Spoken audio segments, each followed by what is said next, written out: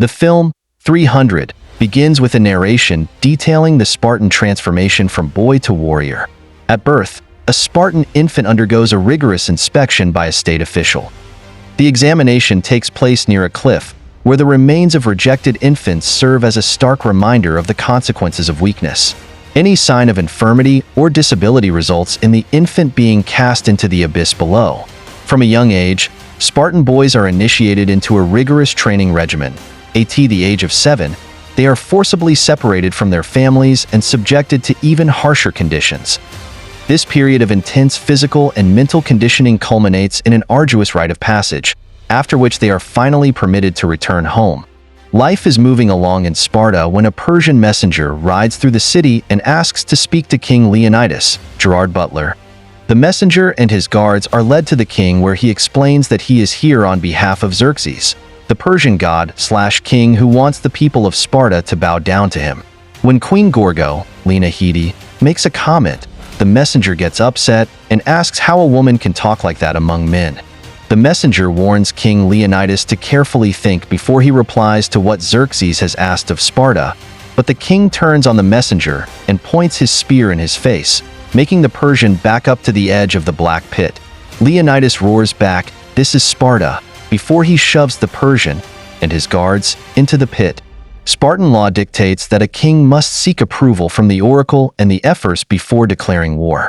The oracle, a young woman of exceptional beauty, is chosen for her unique ability to foresee the future. However, this gift comes at a terrible cost. She is confined to a remote mountain sanctuary with the grotesque ephialtes, often under the influence of drugs or alcohol, to induce prophetic visions. Leonidas ventures up the mountain to consult with the ephialtes. After presenting them with a gift of gold and outlining his strategic plan to trap Xerxes' army in the north, he eagerly awaits the oracle's prophecy. However, the ephialtes dismiss his proposal, citing an upcoming celebration as a reason to postpone any military action. Frustrated by this unexpected obstacle, Leonidas refuses to idly sit by. Meanwhile, Theron, a corrupt councilman, is secretly in league with the Persians. He bribes the ephialtes to manipulate the oracle's prophecy, ensuring that Leonidas is denied permission to wage war. The king and queen, sensing Theron's duplicity, harbor suspicions about his loyalty. Their instincts prove accurate as Theron ultimately betrays Sparta. The following morning, Leonidas and his captain, Vincent Regan, inspected the 300 men who would form their army. Among them, Leonidas noticed the captain's son, a young man who, in the king's eyes, was too inexperienced and had not yet fully embraced the pleasures of adulthood. Despite this observation, the captain insisted that his son be allowed to fight. Theron and the other councilmen approached the king, curious about his intentions. The king simply stated that he was taking a stroll and that the 300 men were merely his personal bodyguards. Theron, with a hint of sarcasm, inquired about the king's destination. The king replied that he intended to walk north. However, the Persian threat was coming from the sea. A narrow passage, flanked by towering rocks, was the only accessible point on the beach. This was the precise location where the king and his 300 Spartans would make their stand. As the Spartans marched, they encountered another group, the Arcadians. The leader of the Arcadians declared that they had learned of Sparta's intention to confront Xerxes and had arrived to offer their aid. Meanwhile, the queen sought to convene a council meeting to discuss sending an army to support Leonidas's fight against the Persians. She instructed one of the councilmen to schedule the meeting, but he informed her that it would take 2 days to arrange. The queen expressed concern, fearing that the king might have only 2 days, and that is not a much time. When the group finally reached the beach, the Arcadians began to waver upon seeing the vast number of Persian ships on the horizon. That night, a powerful storm battered the Persian fleet, capsizing and destroying some of the vessels. However, the remaining number of ships seemed undiminished. As the Spartans began constructing a defensive wall of stone, a messenger from Xerxes' army approached, once again demanding Sparta's submission. Xerxes, impressed by their defiance and strength, offered them a deal.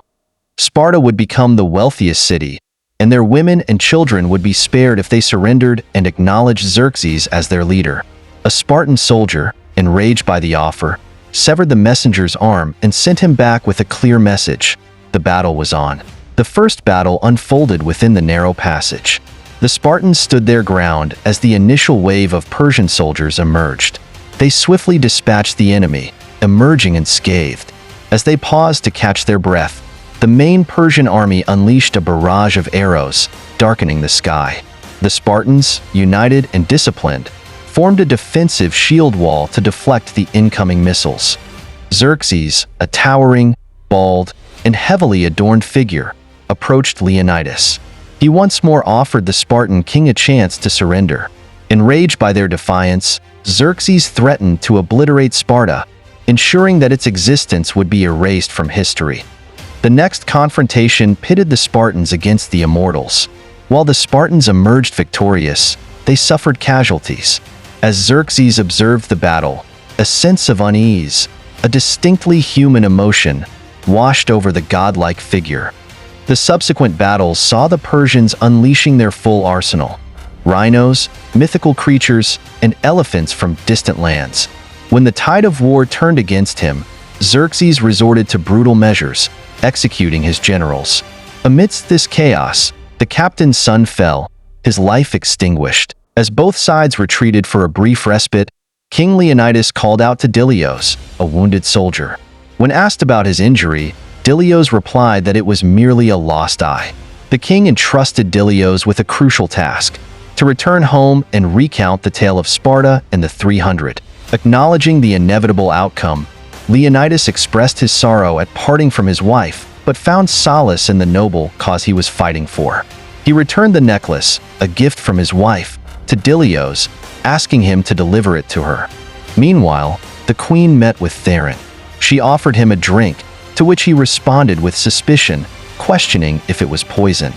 Theron asserted that the councilman would never approve of sending an army to aid the king. He then made a lewd proposition, suggesting that he could influence the council's decision if she agreed to a sexual encounter. The following day, the queen addressed the councilman, delivering a powerful speech that advocated for sending an army to aid the king. As she concluded, Theron sarcastically applauded her. Turning against her, he publicly accused her of adultery, claiming that she had made sexual advances towards him. He portrayed himself as a virtuous man who had rejected her advances. Enraged, the queen seized a sword and stabbed Theron in the stomach. As she withdrew the blade, his money pouch fell to the ground, spilling Persian coins. The councilman, upon recognizing the coins, realized Theron's treachery. News of his betrayal spread rapidly. The Persian army encircled the remaining 300 Spartans. Xerxes once again emerged to witness the final battle. One of his underlings approached Leonidas, demanding his submission. In a surprising move, Leonidas removed his helmet, lowered his shield and spear, and knelt.